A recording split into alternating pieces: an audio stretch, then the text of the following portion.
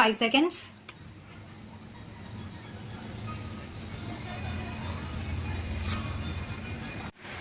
I am glad to know that Kerala has launched a massive decentralization drive to break this impasse. Effective decentralization will meet the challenges of development. I am sure the unique People's Planning campaign in your state has addressed this issue. Increase in agricultural production and productivity by better use of local resources, halting environmental degradation through local action, improvement in delivery of services through local control, and higher investment in priority areas through reduced leakages and the mobilization of local resources are the fruits of decentralization.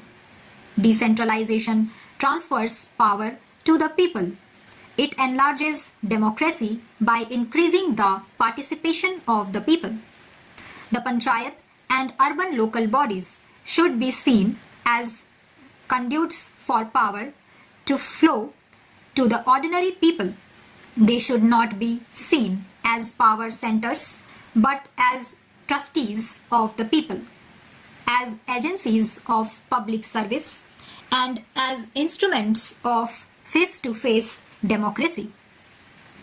For decentralization to be effective, it has to be free from corruption, nepotism, and patronage. This can be done only if there is scope for genuine people's participation. Control from below is the best check against possible abuse of power by local authorities. The word participation is often used very loosely. One has to be very clear about what it means. There can be pseudo-participation where people are got together only for the sake of official record.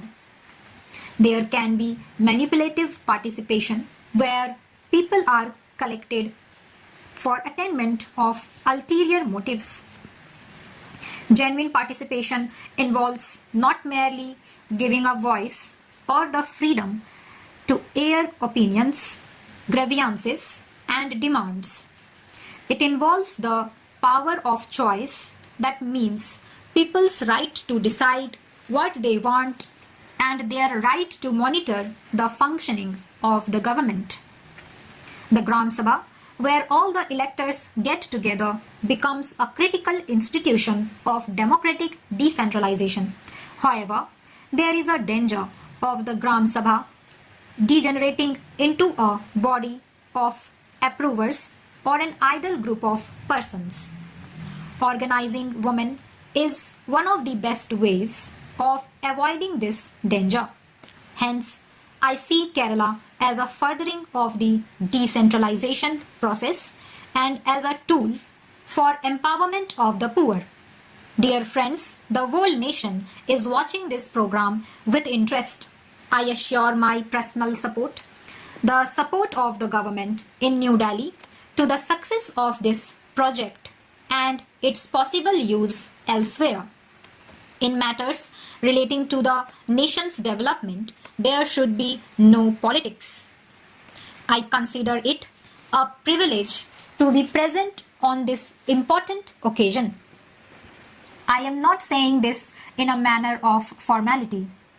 As Prime Minister of the country, I am invited to attend many functions and inaugurate many programs. Each one of them is significant in its own way, having a bearing on the social and economic development of our country. But some programs carry a greater emotional content in them and give a deeper sense of personal satisfaction. This is because any degree of success in these programs directly transforms itself into a smile on a child's face, happiness in a suffering family, and a sense of accomplishment in the community. Today's program is one of them. as I inaugurate the national pilot project for yearly intervention to prepare the mentally challenged persons to integrate with family and community, my heart is filled with a gratifying belief.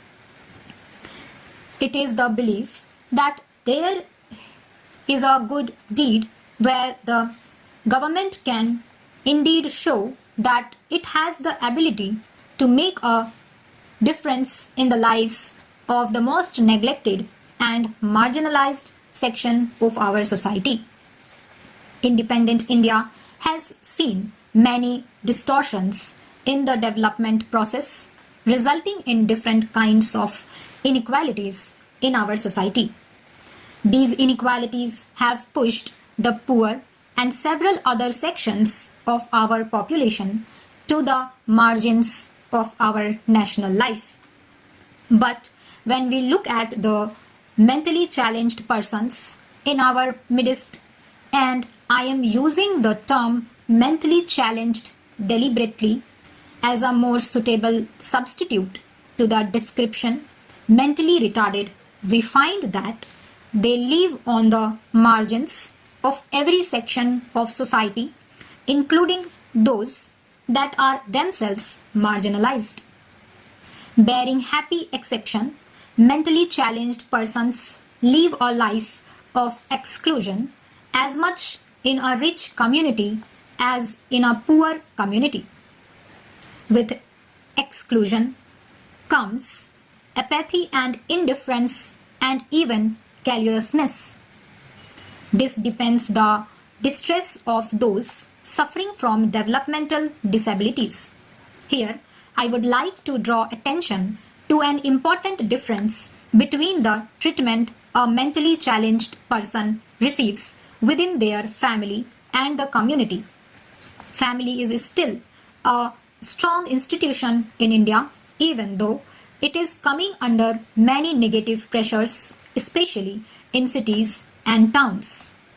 Values such as love and care are still fairly deep-rooted in the family structure. Hence, mentally challenged persons receive affection and assistance in many families. But the same cannot be said about the community.